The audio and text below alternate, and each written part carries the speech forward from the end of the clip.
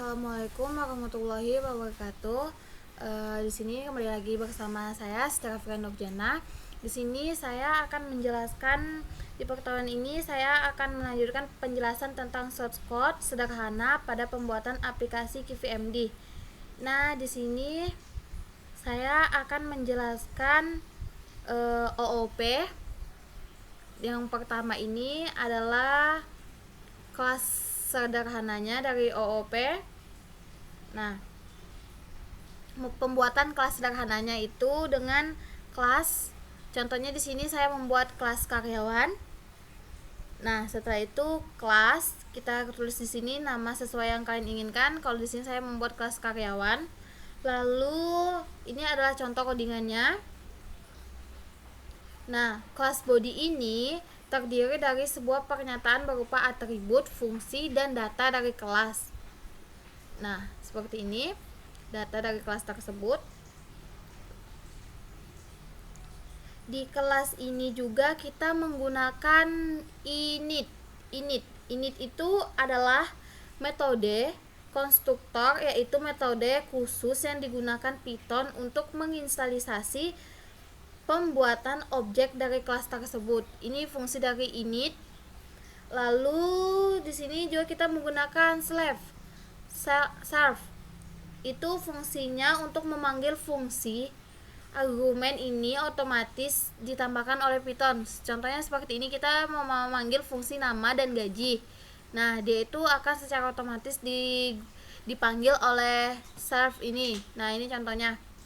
Di sini kita ini print nama gaji. Nah, otomatis dia akan menampilkan ini. Ini contohnya dari ini. Yang kita ingin print itu ini. Nah, coba ya, kita coba tes saran. Kita lihat hasilnya. Nah, ini hasilnya. Nama Sarah, nama karyawannya Sarah dengan gaji 1 juta. Budi, kita panggil Budi, karyawan 2 Budi dengan gaji 2 juta. Nah, lalu di sini total karyawan. Nah, di sini ada print total karyawan titik jumlah karyawan. Nah, ini itu print total karyawan itu ada 2. Ini contohnya yang kelas sederhana untuk bagian karyawan. Lalu kita membuat kelas sederhana yang kedua juga sama. Kita menggunakan fungsi init yang khusus untuk digunakan Python untuk pembuatan objek dari kelas tersebut. Kita juga menggunakan serve untuk memanggilnya. Di sini kita menggunakan yang kedua. Nah, ini sama dengan fungsi tadi, fungsi yang pertama, cuman di sini kita itu lebih menampilkan, kalau tadi cuman ada 2 karyawan, di sini kita menampilkan 4 karyawan. Contohnya seperti ini, kita coba run. Nah, di sini tuh ada yang bagian salah. Soalnya itu dia di sini harus memasukkan gaji, fungsi dari gaji tersebut. Nah, makanya dia muncul seperti ini. Karena di sini kita tidak memasukkannya. Nah, ini contoh yang betulnya dia. Karena karyawannya 0. Di sini kita tidak memanggil fungsinya. Lalu di penghancuran objek. Nah, penghancuran objek di sini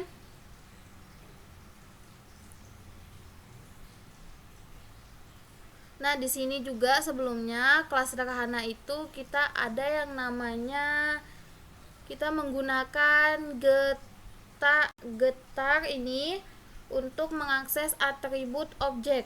Untuk mengakses atribut objek ini fungsinya dari ini. Lalu ada ini fungsinya untuk memeriksa apakah objek memiliki atribut tertentu atau tidak. Lalu fungsi dari ini itu untuk mengatur nilai atribut. Jika tidak ada, maka atribut tersebut akan dibuatkan. Ini fungsinya dari start. Lalu ini fungsinya untuk menghapus atribut dari objek. Ini fungsinya untuk penghapusan atribut dari objek tersebut. Nah, lalu kita pindah ke penghancuran objek.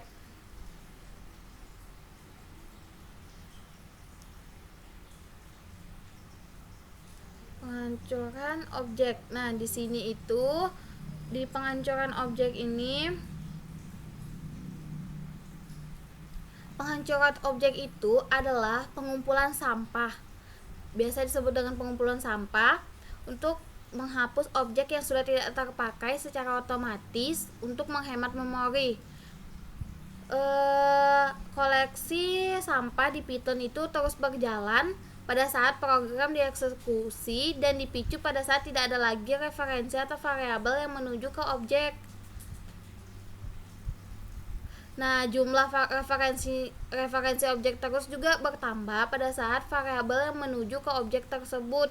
Sebaliknya, referensi terhadap objek berkurang ketika variabel terhapus dengan menggunakan del.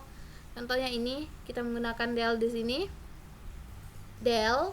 Nah, atau saat terjadi penugasan ulang atau saat referensi keluar dari skupnya. Lalu di sini kita menggunakan P1, P2 sama dengan P1, P3 sama dengan P1. Nah, ini itu ada fungsinya. Ini contohnya seperti ini, del yang disebut dengan destruktor yang akan dipanggil apabila sebuah objek akan dihapus oleh Python. Nah, contohnya itu seperti ini. Coba kita tes terang ya. Dan hasilnya itu akan seperti ini. Poin dihancurkan karena kita di sini menggunakan del. Nah, untuk objek yang dihapus oleh Python. Ini objek yang dihapus oleh Python ini. Nah, setelah itu kita masuk ke pewarisan. Nah, pewarisan ini menurunkan karakteristik sebuah kelas ke kelas baru dibandingkan dengan membuat kelas baru dari awal. Ini pewarisan. Turunnya disebut kelas anak dan yang mewariskan disebut kelas induk. Ini yang disebut kelas induk, yang ini disebut kelas anak. Kelas induk dan kelas anak turunnya. Nah, kelas anak mewarisi atribut dari kelas induk. Kelas anak ini mewarisi atribut dari kelas induk yang di atasnya. Dan kita bisa menggunakan atribut tersebut dalam kelas anak. Kelas anak yang menimpa atau override dan metode yang induknya dengan data metodenya sendiri. Nah, sesuai yang kelas anak maukan. Lalu ini contohnya. Contoh dari kelas pewarisan. Nah, lalu kita cobakan di sini. Nah, ini memanggil konstruktor anak, memanggil konstruktor ini induk, metode anak, ini metode anak, metode induk,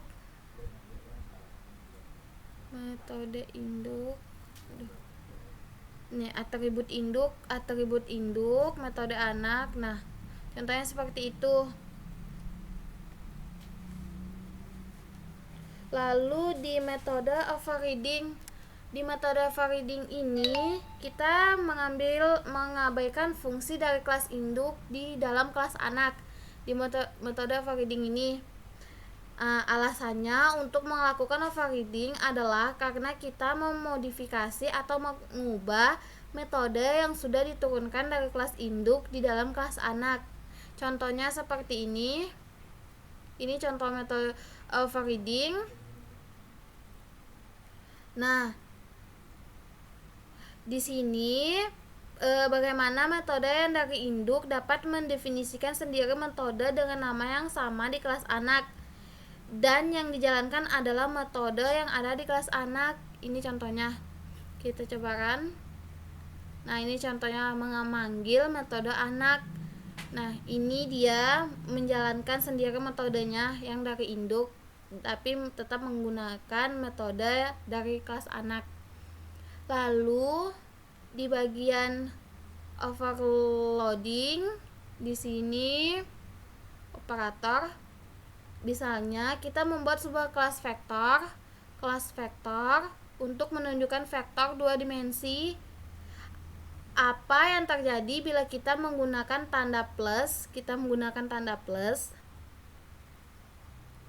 Untuk mengubah keduanya, itu kita bisa mendefinisikan metode ADD. Nah, kalau kita ingin menggunakan metode menggunakan tanda plus untuk keduanya, kita bisa menggunakan mendefinisikan metode ADD dalam kelas kita untuk melakukan penjumlahan vektor.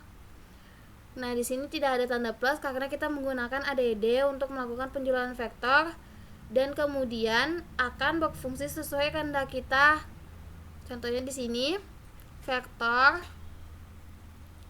5,10 vektor 2 F2 vektor 4 minus 2. Kita cobakan. Nah, hasilnya itu seperti ini. Ini dia. Kita tidak menggunakan tanda plus tapi kita menggunakan ADD. Di sini F1 tambah F2. Nah, hasilnya itu 98. Yang ini F1 10. Nah, hasilnya ini. Setelah itu kita masuk ke data heading. Data heading di sini adalah sebuah objek yang bisa dibuat terlihat ataupun tersembunyi dari luar kelas. Caranya adalah dengan memberi nama atribut dengan diawali underscore 2 kali. Ini contohnya seperti ini, dikasih nama underscore 2 kali. Dengan begitu atribut tersebut tidak akan dapat tampak dari luar kelas. Kita mengawalinya dengan underscore 2 kali. Lalu kita cobakan terlebih dahulu untuk contoh awal pembuktiannya. Setelah itu ini contoh codingannya. Lalu untuk melindungi atribut tersebut dengan mengubah nama, kita bisa mengakses atribut tersebut dengan format objeknya. Karena kita menggunakan objek screencon di sini, nama kelas kita di sini. Lalu ini adalah objeknya. Ini. Nah, add nama objeknya print counter screen count. Ini adalah add nama, ini class name-nya. Di sini adalah objeknya. Nah, ini hasil dari objek tersebut. Mungkin itu saja penjelasan dari OOP saya. Kurang dan lebihnya mohon dimaafkan. Wabillahi taufiq wal hidayah. Wassalamualaikum warahmatullahi wabarakatuh.